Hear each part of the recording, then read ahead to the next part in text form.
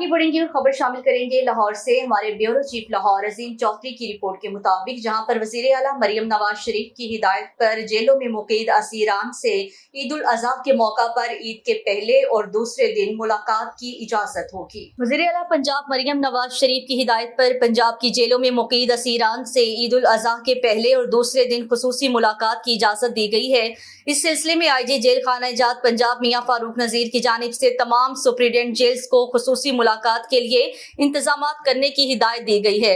तमाम superintendent gels को हिदायत दी गई है कि किसी भी नाखुशगवार वाक़े से बचने के लिए सिक्योरिटी के सख्त इंतजामात किए जाएं। असीरान की मुलाकातियों को बाद अज़ चेकिंग खाना जमा करवाने की इजाज़त दी जाए। मुलाकातियों की सहूलत के लिए स्पेशल ड्यूटीज लगाई जाएं। मुलाकात के दौरान बदअनवानी के इम्कानात के खात्मे के लिए superintendent jail, deputy superintendent jail और ड्यूटी ऑफिसर इंतजारगाह और मुलाकात शीट की मुसलसल विजिट करें।